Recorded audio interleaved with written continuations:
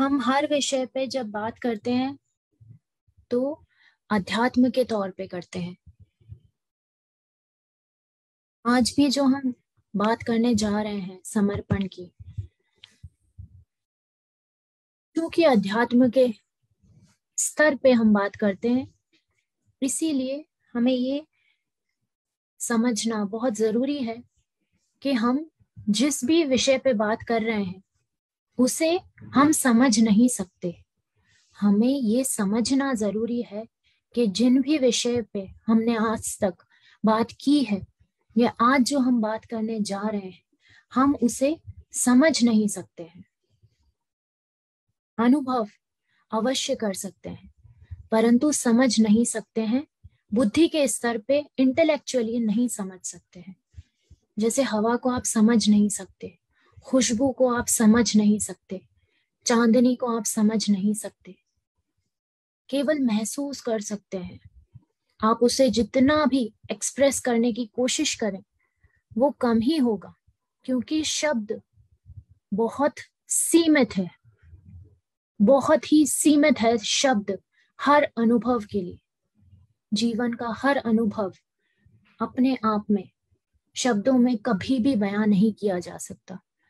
और अध्यात्म तो उस आत्मा का अध्ययन है जो स्वयं ही निराकार है। तो हम किस प्रकार उसे समझने का प्रयत्न कर सकते हैं, चेष्टा कर सकते हैं, वो मुमकिन ही नहीं है। समर्पण का जो विषय है आज जो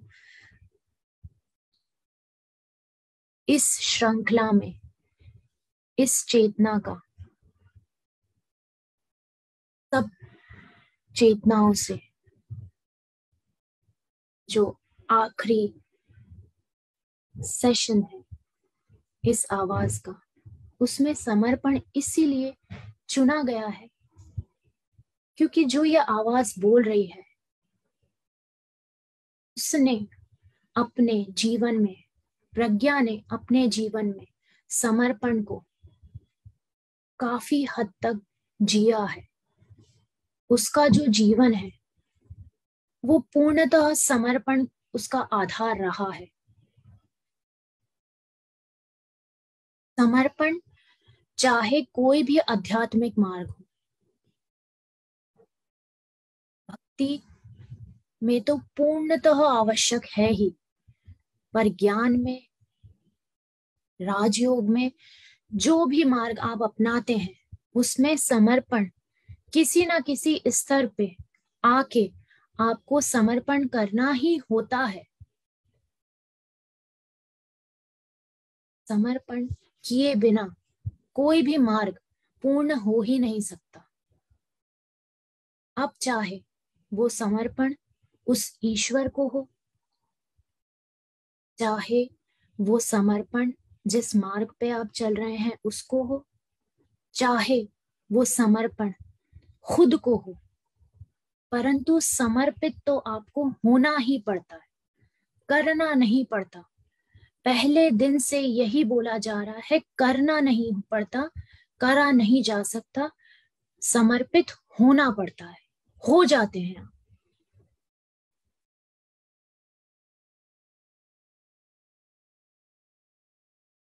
समर्पण प्रेम का आधार है। जब प्रेम और मोह की बात की गई होगी तो अवश्य ही उसमें 3 आधार बताए गए होंगे, और उन 3 आधार में से एक समर्पण है, दूसरा प्रतीक्षा है और तीसरा आजादी है। तो समर्पण जो है वो प्रेम का आधार है। बहुत ही साधारण उदाहरण से अगर समर्पण को समझाने का प्रयत्न करूं तो आप समझिए कि संसार एक पहाड़ है, जिस पहाड़ पे चढ़ते चढ़ते चढ़ते आप उसकी चोटी तक पहुंच गए। इस संसार रूपी पहाड़ को आप माउंट एवरेस्ट मान लीजिए। अब जब आप माउंट एवरेस्ट पे चढ़ गए तो आपको लगता है, सब कुछ करने के बाद आपको लगता है कि कुछ ना कुछ फिर भी बाकी है, कुछ तो कमी है। तब आप कोशिश करते हैं ये जानने की कि मैं कौन हूं, मेरा जन्म हुआ क्यों है, मैं मनुष्य क्यों हूं। उस पहाड़ की चोटी पे पहुंचने के बाद काफी लोगों के साथ बीच में भी हो सकता है। अब वहां पे पहुंच के जब आप में ये प्रश्न आते हैं तो आप फिर उन प्रश्नों का जवाब खोजते हैं। अब चाहे आप जिस भी मार्ग से चले, उन प्रश्नों का आप जवाब जब खोजते हैं तो उन प्रश्नों का जवाब खोजते खोजते उस पहाड़ की चोटी पे एक क्षण ऐसा जरूर आता है जब आप उस चरम पे होते हैं जहां पे आपकी समझ पूर्णतः विकसित होती है। जिस भी मार्ग पे आप चल रहे हैं, उस मार्ग के ऊपर चलते चलते आपकी समझ अपने आध्यात्मिक रास्ते के बारे में पूर्णतः होती है, पूर्णतः पूर्ण होती है। अब जब समझ पूरी है, फिर भी वो वास्तविकता और आप में एक दूरी है। वो दूरी है क्योंकि वहां समर्पण की कमी है, और समर्पण जो है वो हर मार्ग में अनिवार्य है। अब जब आप निर्भय होके समर्पित हो जाते हैं, चाहे भक्ति से चल रहे हो तो ईश्वर को, चाहे ज्ञान से चल रहे हो तो खुद को, चाहे और किसी मार्ग से चल रहे हो तो उस मार्ग को, जैसे ही वो समर्पण आप में जागता है, आप निर्भय होके उस पहाड़ से गिरते हैं। जब आप उस पहाड़ से दोनों हाथ खोल के नीचे गिरते हैं उस समर्पण के साथ, तब आपको पता ही नहीं चलता कि उस निर्भयता से, उस समर्पण से आधे रास्ते में कब आपके पंख आ जाते हैं और आपको पता चल जाता है कि आपका आमना सामना हो गया है अपनी वास्तविकता से। तब आप उड़ने लगते हैं उसी पहाड़ के आसपास, उसी संसार रूपी पहाड़ के आसपास। फिर आप ना आप चल रहे हैं ना उसके ऊपर खड़े हैं, आप हवा में केवल उड़ते रहते हैं उसी संसार रूपी पहाड़ के इर्द गिर्द। पर ये पंख आए क्यों, कैसे आए? वो आखिरी चरण पे जब आपने निर्भय होके खुद को समर्पित होने दिया, समर्पण किया नहीं, समर्पित होने दिया, तब वो पंख आपके आए और आप उस संसार में होते हुए उस संसार के ना रहे। फिर आप चाहे उस संसार में कभी कहीं जाके बैठ जाएं, कभी कहीं जाके बैठ जाएं, आपके पंख आपके पास हैं, आप केवल उड़ते रहते हैं। जहां आपकी जरूरत होती है आप वहां बैठते हैं, जो बांटना है वो बांटते हैं और पुनः अपनी दुनिया में उड़ते रहते हैं। ये समर्पण का एक बहुत ही साधारण सा उदाहरण है जो इस रास्ते का और इस रास्ते की चरम का सीधा सा फलसफा है, जो हर रास्ते की अंत को परिभाषित करता है। अब पहाड़ की चोटी से जो गिरने का समर्पण हो, वो कैसे हो? देखिए, हमारे जीवन में सांसारिक तौर पे भी हम कुछ भी, कोई भी मुसीबत आती है, कोई भी मुसीबत आती है हमारे जीवन में, तो हमारे पास दो चीजें होती है। कोई सिचुएशन ऐसी होती है जिस सिचुएशन में हम कुछ कर सकते हैं तो हम वो करते हैं और उससे निकल पाते हैं। कोई सिचुएशन ऐसी होती है जहां पे हम सब कुछ कर लेते हैं, फिर हम एक बार थक जाते हैं, हार जाते हैं और हम सोचते हैं कि अब जो होगा देखा जाएगा, हमने अपनी तरफ से जो करना था सब कर लिया। पर हम उस सिचुएशन को छोड़ते नहीं हैं, हम बस अपना दिमाग लगाना छोड़ देते हैं। हमारी सीमित बुद्धि का प्रयोग करना छोड़ देते हैं। उस सीमित बुद्धि का प्रयोग करना आप जैसे ही छोड़ते हैं, वैसे ही आपको काफी बार लगा होगा कि आपको कहीं ना कहीं से समझ में आ जाता है कि उस सिचुएशन से कैसे पार पाना है। वो छोड़ना होता है कि अब मुझे नहीं समझ में आ रहा, जो होगा देखा जाएगा। वो जो छोड़ना होता है वो ही होता है समर्पण।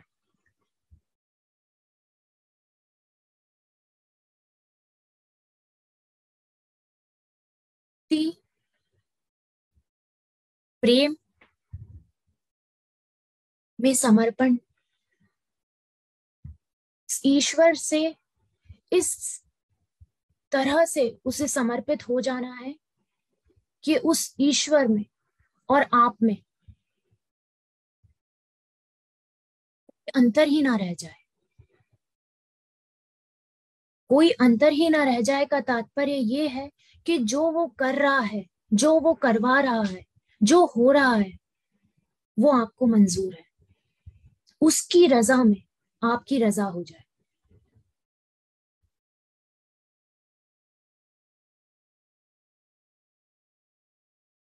कल जो होगा,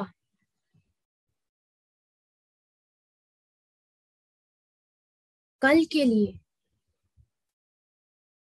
हाँ सोचते हुए आज जो है उसमें पूर्णतः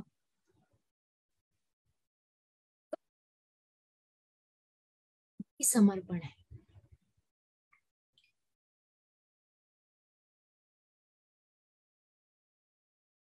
समर्पण, विश्वास, स्वीकृति, ये तीनों साथ साथ चलते हैं। चाहे वो समर्पण हो ईश्वर के लिए, तो ईश्वर के लिए वो अटल दृढ़ विश्वास ईश्वर पे जो होता है वो होता है। अगर वो समर्पण खुद पे है तो वो दृढ़ विश्वास खुद पे होता है। और अगर वो समर्पण जिस रास्ते को आपने चुना है उस पे है तो वो दृढ़ विश्वास आपका उस रास्ते के प्रति होता है। और स्वीकृति जो है, स्वीकृति का तात्पर्य ये है कि एक्सेप्टेंस। सरेंडरेंस में कभी भी बुद्धि नहीं लगती, समर्पण में कभी भी इंटेलेक्ट का यूज नहीं होता। तो एक्सेप्टेंस मतलब जो कुछ भी जैसा भी है वो आपको वैसे ही स्वीकार है। चाहे वो कोई मनुष्य हो, चाहे वो कोई परिस्थिति हो, जो कुछ भी है वो आपको पूर्णतः वैसा के वैसा स्वीकार है। आप समर्पित हैं, चाहे फिर वो किसी भी तरीके से आपके साथ है, पर आप उसकी तरफ जब समर्पित हैं, समर्पित हैं का तात्पर्य ये कदापि नहीं है कि आपके साथ कोई कुछ भी कर रहा है, कुछ भी हो रहा है आपके साथ तो आपको कोई फर्क नहीं पड़ रहा है। समर्पण का सीधा सीधा मतलब है, समर्पण आपकी अपनी एक क्वालिटी है। समर्पण जो है प्रेम की क्वालिटी है। प्रेम जो है आपकी आत्मा का नाम है, उस एक ईश्वर का नाम है। तो समर्पण का अर्थ है कि आपकी क्वालिटी से आप खुद बहुत पास में हैं। आपकी जो रियलिटी है, जो एसेंस है आपकी, उससे आप खुद बहुत पास में हैं। तो जब आप अपनी रियलिटी से खुद बहुत पास होते हैं ना, तो वो आपको एक स्ट्रेंथ देती है, आपको एक शक्ति देती है। उसका कदापि ये अर्थ नहीं है कि कोई भी कुछ भी आपके साथ कर रहा है उसे करने दिया जाए। एक्सेप्टेंस का, स्वीकृति का मतलब ये नहीं है कि कुछ भी स्वीकार कर लिया जाए। सरेंडरेंस का मतलब ये है कि जब आप में ये भावना होगी तो आपको एक अलग सी शक्ति होगी। आपको जो आपके साथ कुछ कर रहा है, आपको उसके प्रति घृणा नहीं आएगी। अगर आप उसे जवाब भी देंगे तो आप जवाब उस तौर पे देंगे जिस तौर पे दिया जाना चाहिए। पर आपको कहीं से कहीं तक भी नफरत या घृणा आपके मन में नहीं आएगी। क्योंकि पहला, अगर आप भक्ति के तौर पे समर्पित हैं तो हर एक आपको ईश्वर की स्वीकृति लगेगी हर एक चीज में। तो आप उस मनुष्य में भी ईश्वर की अनुभूति करेंगे। तो इसीलिए कभी आपको घृणा या नफरत नहीं आ सकती। आपके मन में जब समर्पण होगा तो आपको हर एक जीव पे केवल और केवल दया आएगी, कंपैशन होगा, आपकी स्ट्रेंथ होगी कंपैशन, जो कि जागेगा समर्पण से। आज आप 1-2 साल के बच्चे को जब देखते हैं तो आप उसे जीवन में क्या करना है, कैसे क्या होता है, ये नहीं समझाते। क्यों नहीं समझाते? क्योंकि आप जानते हैं कि अभी इसकी ये समझने की समझ नहीं है। जब आप में समर्पण होता है ना, तो वो आपकी शक्ति इस प्रकार होती है कि आपके साथ जब कोई कुछ भी करता है ना, तो आप उसका जवाब बेशक दे देते हैं, पर आप मन में अपने आप को ये बोलते हैं और आप ये जानते हैं कि अभी ये जो कर रहा है या कर रही है, इसे पता ही नहीं है कि क्या कर रही है। तो इस हिसाब से आपको उसके लिए दया ही आती है, चाहे आप उसे कुछ भी जवाब दे दें। तो समर्पण के भाव से जब आप किसी को कोई जवाब भी दे रहे हैं, आपके साथ कुछ गलत भी हो रहा है, तब वो जवाब देने के बाद भी आपके मन में दया होती है, कंपैशन होता है। और जब समर्पण नहीं होता, तब वही जवाब आप देंगे तो आप 10 चीजें उनके बारे में सोचेंगे और उस सोच से आपके मन में घृणा आएगी। और जब घृणा आती है ना, तो स्ट्रेंथ छोड़िए, जिनको आपने बोला उनका कुछ भी नहीं जाता, पर वो घृणा आपको अंदर ही अंदर खाती है। इसीलिए समर्पण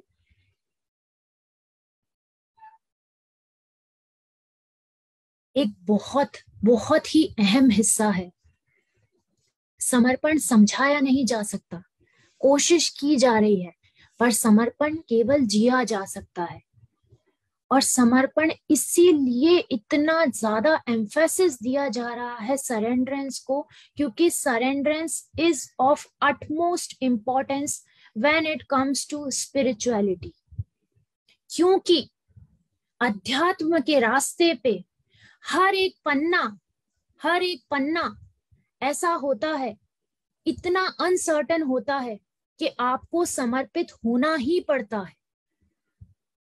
जैसे संसार में हर कल बहुत ही अनसर्टन होता है, उसी प्रकार अध्यात्म के रास्ते पे हर एक पन्ना बहुत ही अनसर्टन होता है। उसकी अनसर्टेनिटी जो होती है वो बहुत ज्यादा होती है संसारिक लेवल से, क्योंकि संसार में फिर भी आपने बहुत कुछ एक्सपीरियंसेस किए हैं जो खुद नहीं किए हैं, उनके बारे में जाना है बाकी लोगों ने जो एक्सपीरियंस किए हैं उससे। पर अध्यात्म का जो रास्ता है वो हर किसी का इस थंब इम्प्रेशन जितना यूनिक है और अलग है, हर किसी का अलग है। तो आप एक एक पन्ना जैसे जैसे अनफोल्ड होगा, आपको समर्पित होना ही पड़ेगा, क्योंकि आपको पता नहीं है कि कौन सा पन्ना क्या दिखाएगा आपको, और जो आपको दिखेगा वो किसी को नहीं दिखा होगा। इसीलिए अध्यात्म में समर्पण बहुत ज्यादा जरूरी है। चाहे किसी भी मार्ग से आप चल रहे हैं, ये जानिए, ये सोचिए, ये अपने जीवन का एक आधार बना लीजिए कि मैं कंफर्टेबल हूं, कल क्या होगा उससे। अध्यात्म में समर्पण की आवश्यकता उतनी ही है जितनी की जीवन में श्वास की आवश्यकता है रहने के लिए, जीने के लिए। समर्पण के बिना अध्यात्म के चरम तक पहुंचा ही नहीं जा सकता। अध्यात्म में किसी भी सीढ़ी से अगली सीढ़ी पे चढ़ा ही नहीं जा सकता।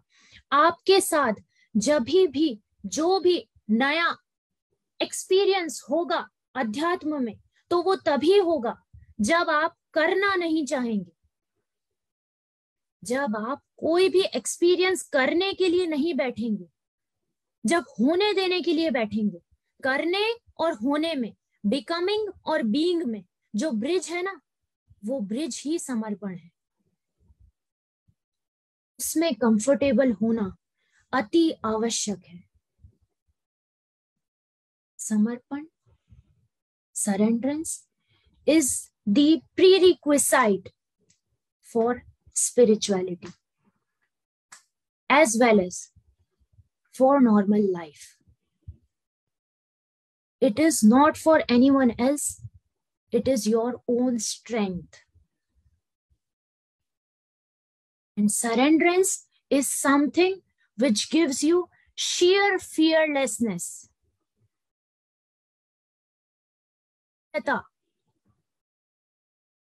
आती है समर्पण से।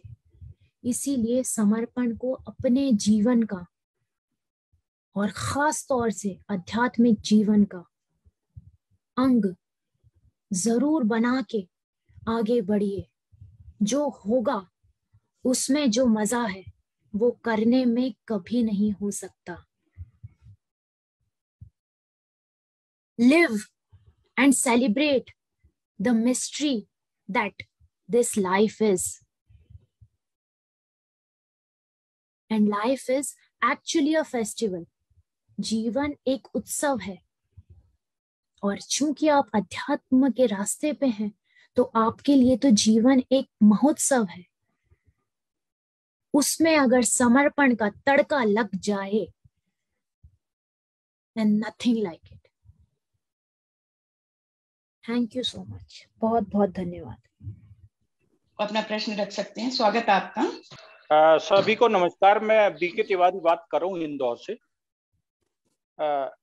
आज के व्याख्यान में और जो समर्पण का भाव और उसकी बड़ी अच्छी व्याख्या की गई है। मेरा एक प्रश्न ये कि समर्पण एक बहुत ही शुद्ध भावना है, लेकिन इसमें जो समस्या ये आती है कि हमारी सांसारिकता, कई बार हमारा अपनों के प्रति प्रेम, ये चीजें क्या होती हैं उसमें बाधा बन जाती हैं। और ये जो समर्पण की जो शुद्ध भावना है वो किसी न किसी रूप में प्रभावित होती है।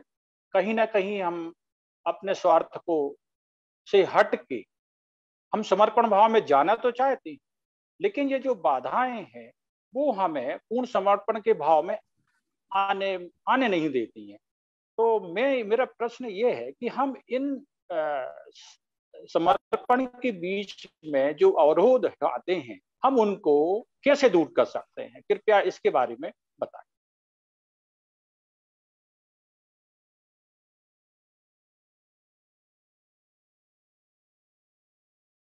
देखिए, समर्पण की भावना के बीच में कोई अवरोध नहीं आते हैं। समर्पण की भावना, पूर्ण समर्पण की भावना के लिए एक ही अवरोध होता है और वो होता है कि आपको या तो कहीं ना कहीं आप जहां पे भी पूर्ण समर्पण करते हैं वहां पे उस चीज को उस तरीके से नहीं लिया जाता जिस तरीके से आप करते हैं, और दूसरा होता है कि आपको लगता है कि कहीं ना कहीं कोई भय भी होता है पूर्ण समर्पण में। ये दो ही चीजें हैं जो आपको समर्पण होने से, समर्पित होने से, पूर्ण समर्पित होने से रोकती है। समर्पण की जहां बात की जा रही है तो समर्पण मतलब ये नहीं होता कि हम, समर्पण हमारी अपनी भावना है। जैसे आज बीके तिवारी जी जो हैं, उनके लिए अगर ये आवाज पूर्णतः समर्पित है तो ये इसकी अपनी भावना है, उससे आपका कोई वास्ता नहीं है। अब अगर आपने उस भावना को उस तरीके से नहीं लिया है तो भी जो भी कुछ आपने सही से नहीं लिया और उसको जिस भी तरीके से आपने रेसिप्रोकेट किया, अच्छी तरह से या बुरी तरह से, जैसे भी, पर उसमें क्या होगा कि जब मुझे वो रेसिप्रोकेशन आएगा, चूंकि मैं पूर्णतः समर्पित हूं तो मेरे मन में आपके लिए कहीं से भी घृणा नहीं आएगी। मैं आपको गलत रेसिप्रोकेशन का जवाब जरूर दूंगी, पर मेरे मन में आपके लिए कहीं से भी कोई घृणा नहीं आएगी। उसके विपरीत में जब मैं आपको जवाब दे दूंगी तो मुझे आपके ऊपर दया ही आएगी कि आपको खुद नहीं पता है कि आप कुछ क्या कर रहे हैं, आपको नहीं पता है। तो जब मैं समर्पित हूं तो मेरे मन में आपके लिए कंपैशन आएगा। पहली बात तो समर्पण जो होता है वो एक तो खुद की भावना है, वो ऐसा नहीं है कि वो उसका किसी से भी कोई लेना देना नहीं है, पहली चीज। और दूसरी चीज, चूंकि वो खुद की आपकी भावना है तो वो आपको कहीं ना कहीं स्ट्रेंथ ही देती है। आपके मन में जो भी नेगेटिविटी आनी चाहिए संसार को लेके, वो संसार को लेके नेगेटिविटी नहीं आने देती है,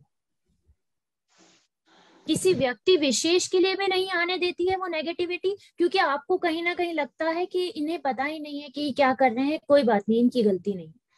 और दूसरी बात, जब आप समर्पित हैं लाइफ के लिए तो उसमें आपको कल की अनसर्टेनिटी जो है वो कोई भय उत्पन्न नहीं करती।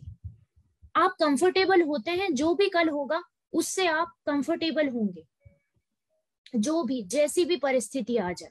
तो समर्पण आपके लिए हमेशा विन विन सिचुएशन होती है, जहां पे आप अपने आप में संतुष्टि का आभास करते हैं, आपको कहीं से भी खुद को कोई तकलीफ नहीं होती है।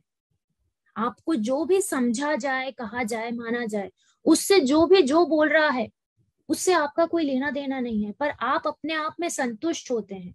और हमारा जो रास्ता है वो खुद की संतुष्टि और खुद की सुकून का है। आपने अभी बताया कि समर्पण का मतलब ये बिल्कुल भी नहीं है कि आपके साथ में कुछ भी होने दिया जाए, थोड़ी देर पहले बोला है। अब होता क्या है कि हम सभी सामाजिक प्राणी हैं और अक्सर हमारी व्यक्तिगत एंटिटी से ज्यादा हमारी सामाजिक जो पहचान होती है, एंटिटी होती है, हम उसी के साथ में जीवन में, मतलब हम पैदा होते हैं और उसके साथ में ही हम अपना जीवन त्यागते हैं। तो ये जो इन्वॉल्वमेंट है वो हमेशा कहीं ना कहीं इस भाव को, क्योंकि अगर केवल मैं समर्पित भाव में रहता हूँ तो कई बार हमारे अपने समर्पित भाव में रहने के कारण हमारे परिजनों को, मित्रों को और हमारे से जो हमारा जो इन्वॉल्वमेंट है, आसपास हमारी जो समाज है, उनको भी तकलीफ होती है। तो फिर ये समर्पण भाव तो ज्यादा समय तक टिक नहीं पाता है। तो मेरा प्रश्न यही है कि हम इसको कैसे दूर कर पाए। देखिए, दूर नहीं करना है बल्कि इसी को और बढ़ाना है। समझिए, मैं जो बोल रही हूं, जो ये आवाज बोल रही है, उसका अर्थ ये है कि अध्यात्म और अध्यात्म से जुड़ी जो भी भावनाएं हैं वो बहुत सैक्रेड होती है, सैक्रेड और आपकी अपनी होती है। ठीक है, पहली बात ये। तो आपको वो कभी भी एक्सटर्नली बहुत अलग तौर पे प्रदर्शित नहीं होने देना। अब आपका जो प्रश्न है उसका एक उत्तर देती हूं मैं अलग उदाहरण के तौर पे। प्रज्ञा जो थी तो वो पूजा पाठ बहुत ज्यादा करती थी, बहुत ज्यादा, मतलब पूजा पाठ भी बहुत ज्यादा करती थी, हर चीज में धार्मिक थी, बेसिकली बहुत ज्यादा धार्मिक थी। अब जब उसे समझ में आया, उसको ये आभास हुआ कि जो कुछ भी है वो ही है, सब वो ही है, तो क्या हुआ कि उसने कहा कि सिर्फ पूजा में ही क्यों चप्पल उतार के जाया जाए, सिर्फ पूजा में ही क्यों घंटी बजाई जाए, सिर्फ पूजा में ही क्यों हर चीज को साफ सुथरा रखा जाए। पर ये उसकी समझ थी ना, ये उसका आभास था।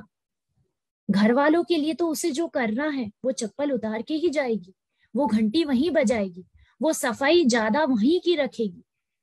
तो जो करना है सांसारिक तौर पे, जो आपकी जिम्मेदारियां हैं, वहां पे आपको समर्पण प्रदर्शित नहीं करना है, पर आपकी अंदर की भावना है वो, आप जो अंदर जीते हैं और जो बाहर दिखाते हैं, वो नकली जो ड्रामा आप करते हैं वो आपको करते रहना है। ये तो लेकिन बड़ा कंट्राडिक्टरी हो जाएगा कि एक तरफ हम अपने आप को सुपरफिशियल, मतलब बनावटी भी दिखाते रहें और दूसरी तरफ समर्पण भाव भी रखें। तो ये कैसे दो चीजें एक साथ संभव हो? देखिए, संभव तो बहुत अच्छे से है, क्योंकि श्री कृष्ण भी यही करते थे, है ना। तो वो बहुत अच्छा उदाहरण है कि जो आप होते हैं और जो आप संसार के तौर पे दिखाते हैं और जो जीते हैं, उसमें और आप खुद क्या हैं उसमें कितना अंतर होता है। तो ये जो जीवन है, ये जो धार्मिक ग्रंथ हैं हमारे, ये उसी तौर पे लिखे गए हैं कि हमें संसार में रहना है, पर संसार का होके नहीं रहना है, पर ये हम जी रहे हैं। हमें ये नौटंकी जब तक करनी है, ये ड्रामा जब तक चलेगा तब तक इस ड्रामे में ही रहना है। और इसीलिए ये आवाज इस संसार में बैठ के ही ये बोल रही है, नहीं तो ये आवाज दिखाती कुछ और होती कुछ में जाके पहाड़ पे बैठ के आराम से समाधि ले सकती है। पर ये बोल रही है क्योंकि ये बोलना चाहती है, क्योंकि ये मैसेज देना चाहती है कि संसार में होते हुए संसार का नहीं रहना मुमकिन है। मैडम सविता पाठक, नमस्कार सबको। मैडम से मैं ये कहना चाहती हूँ कि जीवन में बचपन से गौतम बुद्ध आदर्श के रहने के बावजूद भी, दृष्टा भाव से देखने के बाद भी, समर्पण से जीने के बाद भी 64 इयर्स ओल्ड मुझे कभी ना कभी क्रोध आ जाता है, और क्रोध समर्पण में कहीं ना कहीं तो कमी करता है। हेलो। हाँ जी। तो मैडम, क्रोध आ जाना, जबकि मुझे बचपन से एक आइडियल थे मेरे गौतम बुद्ध, उनके ध्यान अवस्था की मूर्ति, लेकिन फिर भी मेरे समर्पण, संतुष्टि, दृष्टा भाव से देखना, इसके बावजूद भी मुझे कभी ना कभी ऐसा लगता है कि क्रोध पे काबू पाना और पेशेंस, इसके लिए कहीं ना कहीं कमी है।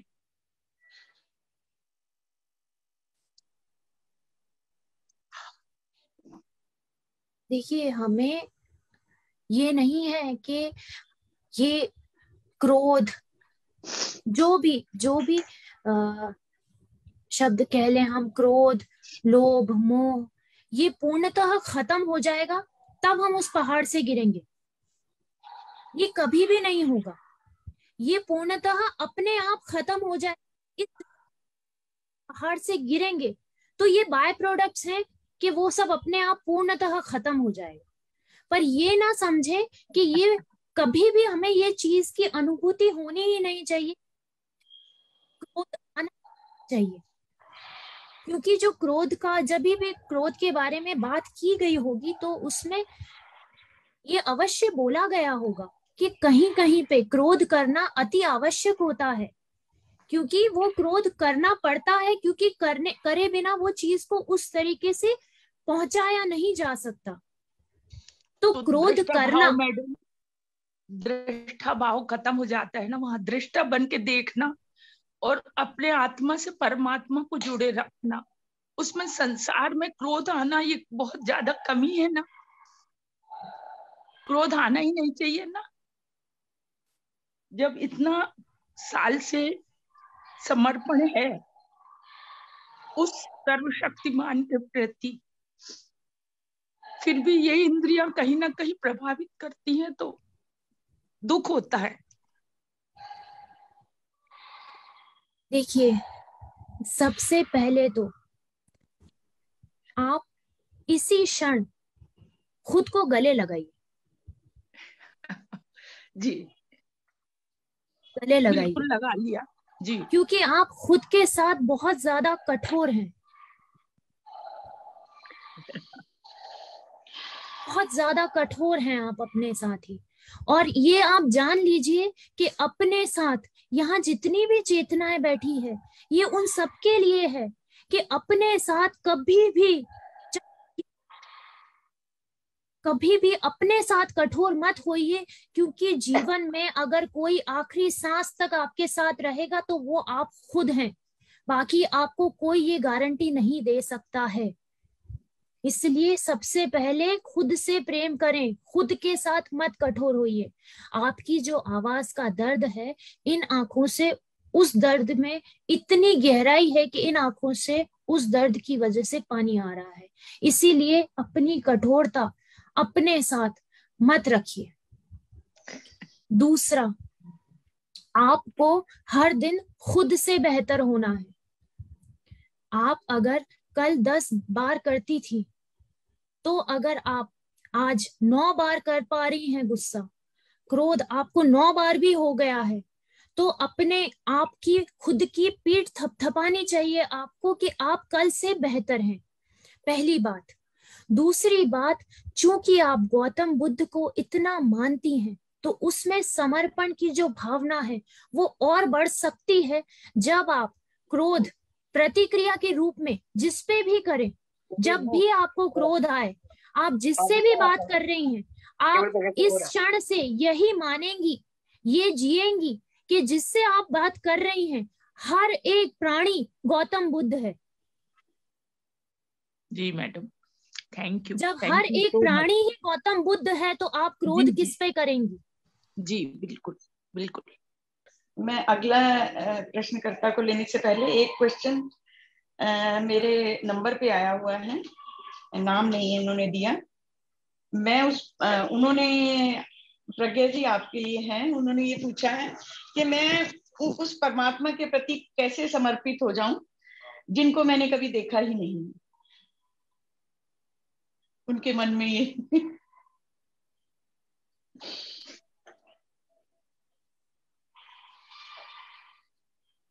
देखिए, परमात्मा के 2 स्वरूप हैं, एक आकार साकार और एक निराकार। ना आप साकार में मानते हैं अगर, ना आप निराकार में मानते हैं, पर अगर जो भी प्रश्न करता है वो इतना भी मानते हैं कि कुछ तो है, कोई एक शक्ति है जो पूरे संसार को चला रही है, तो समर्पण केवल ईश्वर को नहीं होता। समर्पण का तात्पर्य ये है कि आपके जीवन में जब जो परिस्थिति आई है उस परिस्थिति को पूर्णतः स्वीकार करना, इस तरीके से अपनाना कि आप उसमें कभी भी ये ना पूछे कि मैं ही क्यों, चाहे कुछ भी हो जाए, तो वो उस ईश्वर को ना मानते हुए भी मानना है। और वो समर्पण जो है वो वास्तव में जीना है। जो लोग ईश्वर को मानते हैं वो भी ये चीज को जी नहीं पाते। हर छोटी चीज में वो ये पूछ लेते कि भगवान मेरे साथ ही क्यों होता है। तो अगर आप भगवान को नहीं मानते हैं, फिर भी अगर आप जीवन की हर परिस्थिति में अपने आप को समतुल्य रख के अपना सकते हैं उस परिस्थिति को, तो आप उनसे ज्यादा बेहतर समर्पण को जीते हैं। जो लोग ईश्वर को केवल मानते हैं उनसे ज्यादा बेहतर तरीके से आप समर्पण को जीते हैं। थैंक यू सो मच प्रज्ञा जी। मुझे आशा है जिन्होंने ये क्वेश्चन रखा था उनको उत्तर मिल गया होगा। मैं अगले प्रश्नकर्ता निशा जी को बुलाना चाहूंगी। प्रज्ञा जी नमस्ते। मैंने सुबह जूम में वर्मा जी ने भेजा था समर्पण, तो उस समय मेरा ध्यान का टाइम था, तो वो शब्द घूम रहे थे मेरे दिमाग में, तो मूर्ति के आगे पूरी तरह से समर्पित थे। मुझे लगा कि ये मेरे घर में आइए साल भर के बाद, आज पूरा समर्पित हो जाना है। मेरे ध्यान में आंसू बंद नहीं हो रहे थे। फिर जब मेरा ध्यान खत्म हुआ तो एक पंख मेरी तरफ आया। कोई पक्षी का पंख हो सकता है, वो कैसे आया ये नहीं मुझे मालूम। मुझे एक आशीर्वाद प्राप्त हुआ, मतलब भाव विभोर हो गए। बस इतना ही बोलना है। और आप बोल रही है, मुझे अनित्य बोध हो रहा है। आपकी बात सुन के मुझे मतलब शरीर तरंगी तरंगा यही अनुभूति हो रही है। बस इतना ही बोलना। थैंक यू सो मच निशा जी। निशा जी, जो आपको आंसू आए, समर्पित होते हुए जो आपको आंसू आए, ये जो आंखों से जो पानी बहता है ना, ये पानी जगह बनाता है उस एक के लिए जिनके लिए आप समर्पित होते हैं। बहुत बहुत अच्छा इंडिकेशन होता है इन आंखों से आंसू बहना समर्पण में। आपकी उस अनुभूति को नमन है। आपको बहुत बहुत नमन, प्रज्ञा जी को भी बहुत बहुत नमन। मैं मूल रूप से मेरी थोड़ी जिज्ञासा है, मैं वो बात करना चाहता हूँ। पहली बात तो यह है कि समर्पण होने की जो बात है, तो ईश्वर के प्रति तो समर्पण में कोई डाउट होना ही नहीं चाहिए। अगर हम वास्तविक निराकार हैं, आकार जैसे भी हम मानते हैं, तो वो तो समर्पण भाव से ही होता है। अगर डाउट करेंगे तो कभी हो नहीं पाएगा। सही है, अपने प्रति भी अगर हम डाउट करेंगे तो अपने प्रति भी समर्पित नहीं होंगे। मेरी जिज्ञासा ये है कि अगर हम किसी मार्ग को एडॉप्ट करते हैं, किसी रास्ते पर जाते हैं, किसी व्यक्ति को अगर हम के प्रति समर्पित होते हैं, तो क्या वहां तर्क का स्थान नहीं है? क्या हम मतलब अंधानुकरण करें, किसी व्यक्ति के प्रति हम समर्पित हो जाएं, शायद ये आदमी ठीक है? क्या तर्क समर्पण होने से पहले क्या तर्क करना जरूरी नहीं है? या हम किसी मार्ग पर जा रहे हैं तो क्या मार्ग पर जाने में तो हमें पहले तर्क नहीं करना चाहिए कि तर्क करने के बाद अगर हमें लगता है कि हाँ वास्तव में हमें इस मार्ग पर चलना चाहिए, तो बस ये है कि अगर हम किसी व्यक्ति को फॉलो करते हैं, किसी मार्ग को फॉलो करते हैं, तो क्या वहां भी तर्क का स्थान होना चाहिए कि नहीं होना चाहिए? जी देखिए गुरमीत जी, जो समर्पण की हम बात कर रहे हैं, आपके प्रश्न के दो अलग अलग जवाब हैं। सांसारिक तौर पे जिस समर्पण की हम बात कर रहे हैं, सांसारिक तौर पे, उस सांसारिक तौर पे जब आप समर्पित होते हैं तो समर्पित का अर्थ है, ये नहीं है कदापि कि जो भी आप जिसके प्रति भी समर्पित हैं वो जैसे भी हो आपके साथ, आप जो कुछ भी है आप समर्पित हो जाएं। वो समर्पण का अर्थ है सांसारिक तौर पे कि समर्पण से आप में एक स्वीकृति आती है, आप में एक एक्सेप्टेंस आता है, क्योंकि इस संसार में भांति भांति के लोग हैं। तो समर्पण से आप, समर्पण और स्वीकृति, सरेंडरेंस एंड एक्सेप्टेंस, ये दोनों साथ में चलते हैं। तो जब एक्सेप्टेंस आता है ना आप में, तो कोई आपके हिसाब से ना भी हो ना, तो उसमें समर्पण की भाव की वजह से ना उसको आप अपना पाते, क्योंकि पूरा संसार हमारे हिसाब से तो हो नहीं सकता। तो जब हमें ये भाव होगा ना, तो हमारी स्वीकृति, हम जो अपनाते हैं इस संसार को, उसको, उसका जो स्तर है ना वो बढ़ जाएगा, और उससे हमें एक शक्ति आती है।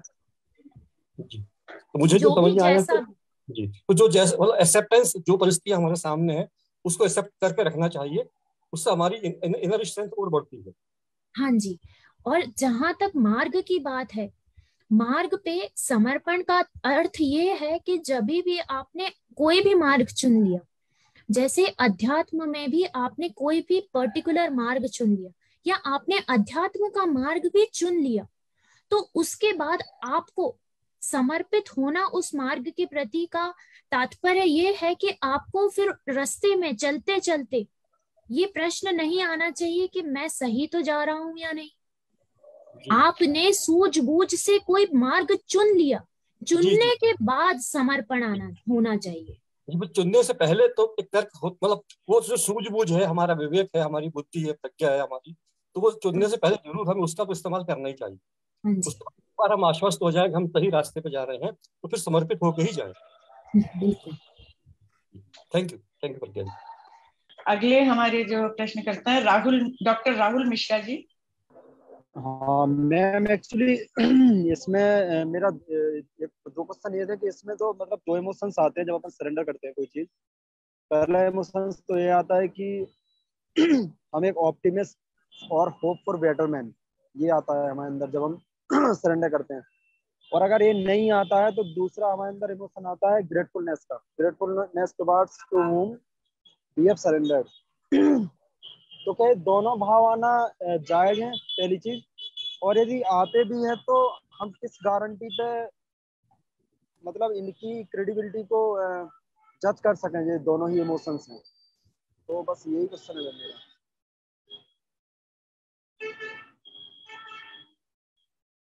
देखिए राहुल जी, समर्पण जो है वो एक भाव है। अब समर्पण के भाव से अगर आप में ऑप्टिमिज्म आ रहा है या आप में ग्रेटफुलनेस आ रही है, तो ये दोनों भाव भी अपने आप में बहुत ही प्रशंसनीय है। तो आपको जज क्यों करना है? जो भाव आप में आ रहे हैं वो भाव बुद्धि के तौर पे है ही नहीं, वो केवल भाव है। वहां पे आपको जज क्यों करना है क्रेडिबिलिटी को? जब भी आप में कोई सकारात्मक भाव आए, किसी भी तौर पे आप हैं, आप ये जीवन यापन कर रहे हैं, और उस तरह से जीने पे कोई भी पॉजिटिव भाव आप में जब भी आ रहे हैं, अगर वो पॉजिटिव भाव हैं तो कभी भी उनको जज मत कीजिए।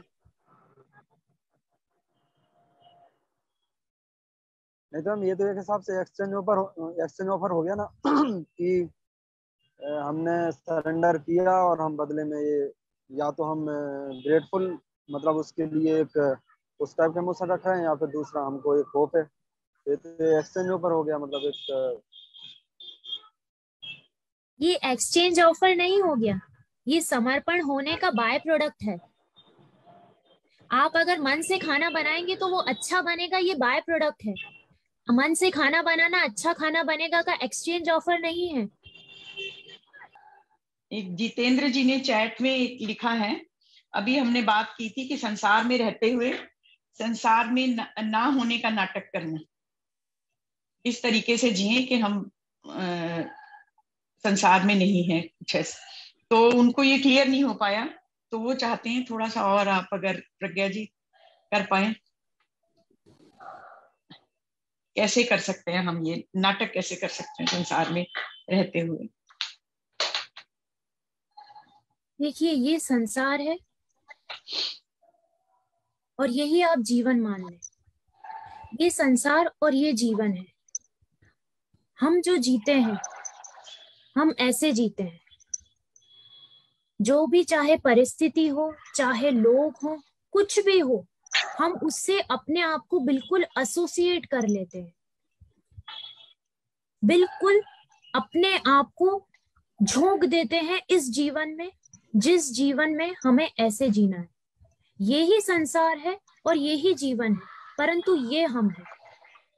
हम जीते हैं ऐसे, हमें जीना है ऐसे। उदाहरण के तौर पे जैसे बताया गया था, देखिए मुझे वो उदाहरण बहुत अच्छे लगते हैं जो कि प्रज्ञा की खुद की जीवन से थे। उसमें ही एक और उदाहरण है,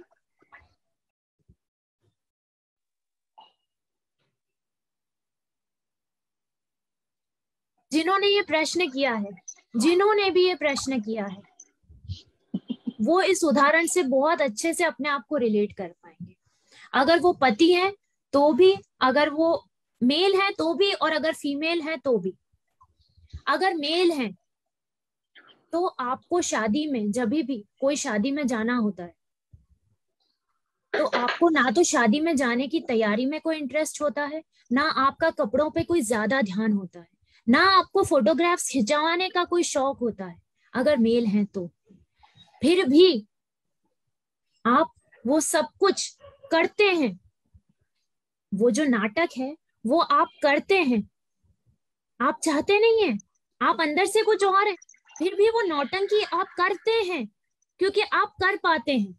उसी तरह की नौटंकी, आप अंदर से कुछ और हैं, पर आपको वो जो नौटंकी है संसारिक तौर पे, जहां पे भी जरूरत है कि आप जो हैं वहां पे वो उस तरीके से नहीं प्रदर्शित कर सकते, वहां पे आपको वो नौटंकी करनी है, जो हम जीवन में कई जगहों पे करते हैं।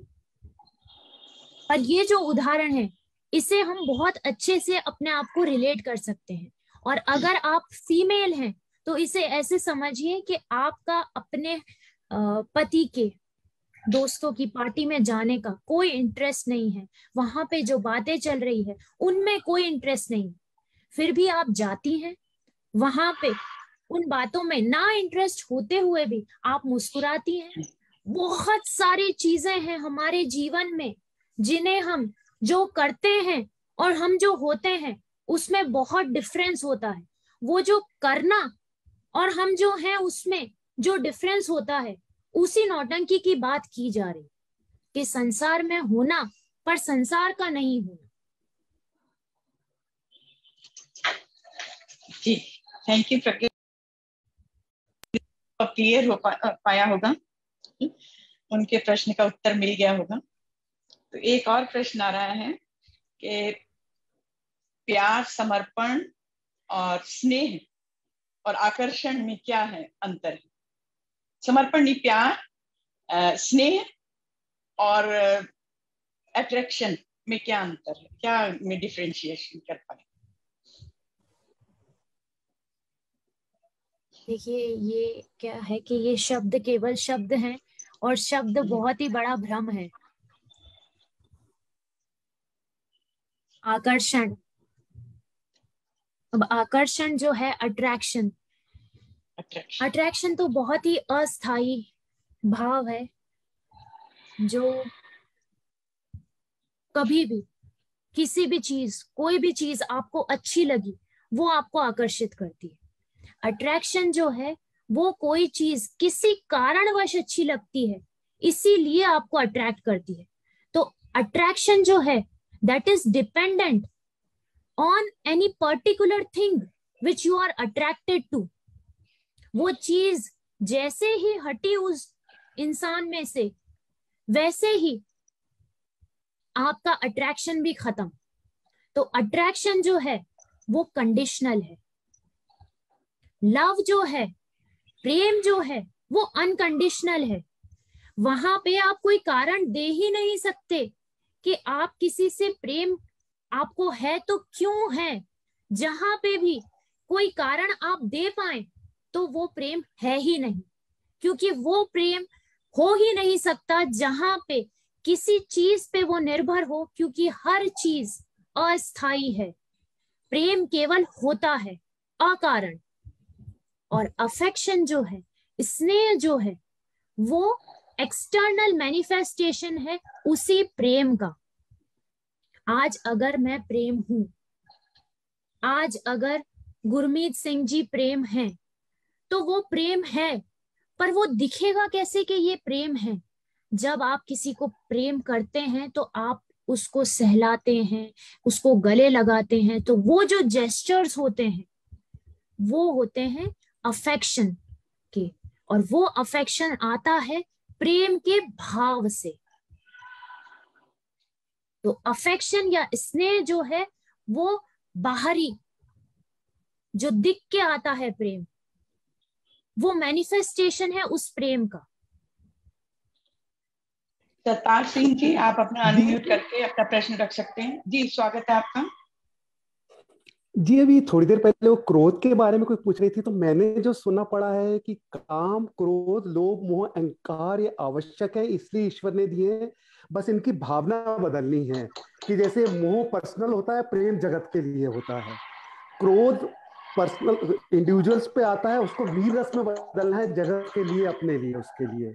तो ये हर चीज का वीडियो चालू करना तो बड़ा अच्छा रहेगा। सर मेरे को आता नहीं है चलना, मैं कहीं ट्रेवल कर रहा हूँ एक्चुअली, तो मेरे को टाइम लगेगा। कोई बात नहीं। जी, तो जी, काम भी संसार की उत्पत्ति के लिए जरूरी है। इसको सिर्फ उत्पत्ति के लिए रखें तो काम फायदा है। इसी तरह मोह को प्रेम में बदलना है। मोह सिर्फ अपनों तक के लिए रह जाता है, प्रेम दूसरों के लिए होता है, उसको रस को बदलना है। क्रोध पर्सनल इश्यूज से आता है, उसको वीर रस में अपने लिए भी और जगत के लिए भी, दूसरों के भले के लिए उसको उपयोग करना है। मैंने सुनना पड़ा है, पता नहीं कितना सही है कितना गलत है, तो प्रज्ञा जी ज्यादा सही बता सकती है इसका।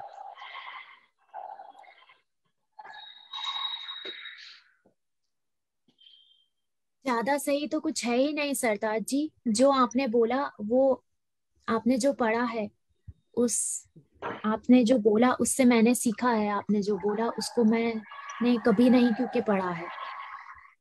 आपने जो भी कुछ बोला सब चीजें पर्सनल होती हैं, बहुत ही सही बोला आपने।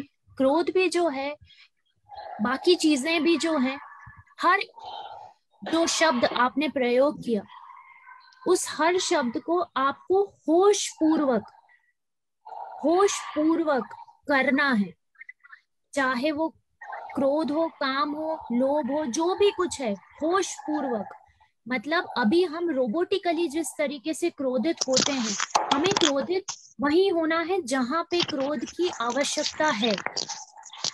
तो आपने काफी हद तक जो कुछ बोला वो बिल्कुल ठीक बोला। पर आपने जो कहा कि मोह जो है, अटैचमेंट जो है वो अपनों के लिए और प्रेम दूसरों के लिए, इससे आवाज थोड़ी सी सहमत नहीं है, क्योंकि दूसरा तो कोई है ही नहीं। मेरा कौन है? नहीं, दूसरा कौन है और जी, मेरा कौन है? जी, जब तक ब्रह्म दृष्टि नहीं आ जाती तो तब तक के लिए एक तो मैं एक इंडिविजुअल हूं, दूसरा देखिए इंडिविजुअल लेवल पे भी आपका दुख का अगर कोई कारण है, हर दुख का कारण जो फाउंडेशन है केवल दो है, मोह और अहंकार। क्रोध जो है वो आपके अहंकार को ठेस पहुंचती है तो आता है। क्रोध जो है आप जब आपकी अपेक्षा होती है, मोह की वजह से जो आपकी अपेक्षाएं होती है वो पूर्ण नहीं होती तो आपको क्रोध आता है। तो बाकी की जो सारी भावनाएं है ना, वो इन दो चीजों से उत्पन्न होती है और हर भावना आपको किसी ना किसी तौर पे ठेस पहुंचाती है, दुख पहुंचाती है।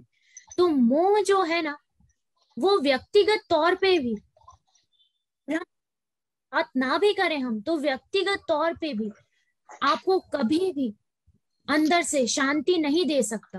मोह हमेशा आपको तकलीफ ही देगा। कम से कम अपेक्षाएं रखें दूसरों से ज्यादा अपेक्षाएं रखें खुद की बेहतरी से, खुद के बेहतर होने से, वो आपको बहुत सुकून देगी। जी, तो एक और प्रश्न आया है कि हमने इसमें आपने बोला था कि लास्ट में मैं थोड़े से टिप्स दूंगी आध्यात्म की ओर जाने के लिए, अपना ध्यान लगाने के लिए हम क्या क्या कर सकते हैं। अगर आप ठीक समझे, अगर टाइम हो तो आप एक दो।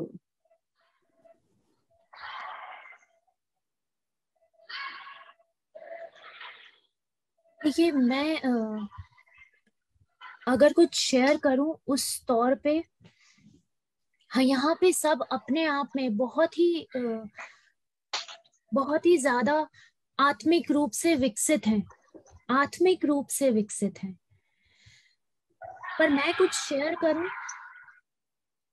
तो जो भी मैं शेयर करूंगी वो वही चीजें हैं जो कहीं ना कहीं से किसी ना किसी रूप में किसी ना किसी चेतना ने अपने एक्सपीरियंस के द्वारा शेयर की है। तो पहले तो मैं ये बता दूं कि वो जो टेक्निक है जो मैं शेयर करने जा रही हूँ वो किसी एक चेतना ने मुझसे शेयर की थी। वो मेरी टेक्निक नहीं है क्योंकि मेरी कोई टेक्निक ही नहीं है। तो इसीलिए वो टेक्निक मुझे बहुत अच्छी लगी। वो आपको जवाब नहीं देती, वो टेक्निक आपको जवाब नहीं देती, पर वो आपको अंदर तक झंझोड़ देती है कि फिर कौन। तो अगर कुछ चंद मिनटों का हमारे पास समय हो तो हम है ना उस टेक्निक को जीने की कोशिश करते हैं। उसके लिए हम आंखें बंद करके जो जो इस आवाज से आएगा वो जीने का प्रयत्न करेंगे कि एक्चुअल में हम वो चीज को जी रहे हैं। और वो जो टेक्निक है वो आपको एक बहुत ही जबरदस्त प्रश्न के साथ और एक प्यास के साथ छोड़ेगी, कि मजबूर कर देगी। तो धीरे से अपनी आंखें बंद कर लीजिए।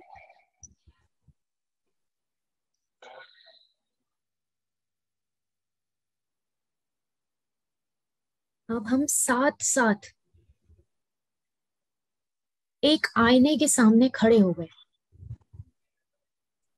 हम आईने के सामने खड़े हैं, तैयार हो रहे हैं और एकदम से आईना देखते हुए हमें ये लगता है कि हम जो देख रहे हैं आईने में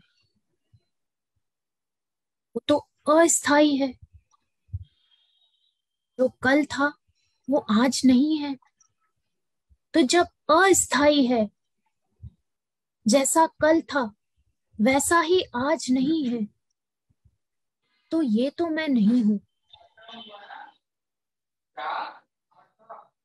फिर हम आईने के सामने ही खड़े खड़े स्तब्ध रह जाते हैं इस प्रश्न के साथ कि जिसे मैं रोज संवार रही हूं, मैं रोज संवार रहा हूं, वो तो मैं नहीं हूं। जो दिख रहा है इस आईने में वो तो मैं नहीं हूं। तो फिर कौन हूं? और ये सवाल के साथ ही हम धीरे से आईने के पास में बैठ जाते हैं, आंखें बंद करके। फिर हम मनन करते हैं कि उस आईने में जो भी कुछ दिख रहा था, वो हाथ, वो पैर, अगर सब कुछ एक एक करके काट के अलग कर दिया जाए तो भी मैं हूं। तो शरीर का एक एक अंग अलग करने के बाद भी मैं हूं।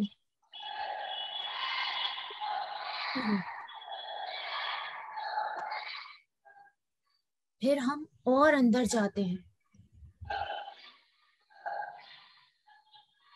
से पूछते हैं कि जब हमें कोई विचार नहीं होता, जब हम उस आईने के सामने खड़े थे, कुछ क्षणों के लिए हमें कोई विचार नहीं था, जब कोई विचार नहीं था तब भी हम थे। तो जब कोई विचार नहीं है तब भी हम हैं।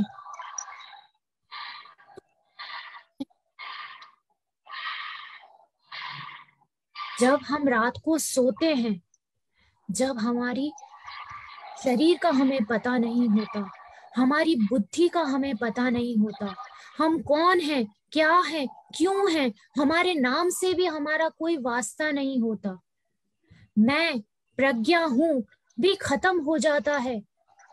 उस रात को जब हम सोते हैं, उस गहरी नींद में जब हम सोते हैं, जब हम कुछ भी नहीं होते, कोई नाम भी नहीं होते, जब हम कोई नाम भी नहीं होते, तो उससे जुड़े हुए कोई लोग भी नहीं होते, उससे जुड़ा हुआ कोई रेपुटेशन भी नहीं होता, ना कोई विचार होता है, तब भी हम होते हैं। तो फिर हम कौन हैं? ना हम वो हैं जो शरीर उस आईने में नजर आ रहा है, ना हम वो हैं जो बिना विचारों के भी, तो विचारों सहित भी है, ना हम शरीर हैं, ना हम मन हैं, ना हम बुद्धि हैं और ना हम अहंकार हैं। ना मन है, ना बुद्धि है, ना अहंकार है, ना चित्त है, तो फिर हम कौन हैं? तो फिर हम और अंदर जाते हैं, और अंदर जाते हैं, और एक क्षण इस यात्रा में भीतर जाते हुए आता है जब हम इस शरीर, मन, बुद्धि, चित्त, अहंकार के जुड़ाव से मुक्त होके फ्रीली फॉल करते हैं। और जब हम वो फ्री फॉल करते हैं, तब धीरे धीरे हमारे पंख विकसित होते हैं और हमें ये आभास होता है कि हम निराकार हैं, अनादि हैं, अनंत हैं, हम थे, हम हैं और हम रहेंगे। वो ही मैं हूं, मैं ही ब्रह्म हूं, उसका आभास हमें होता है। और इस नए आभास के साथ दृष्टा भाव से हम पुनः इस संसार में प्रवेश करने के लिए सज्ज होते हैं, परंतु इस बार हम संसार में रहते हुए संसार के नार होते हैं। इस नए दृष्टा भाव से इस संसार में पुनः आप सबका स्वागत है।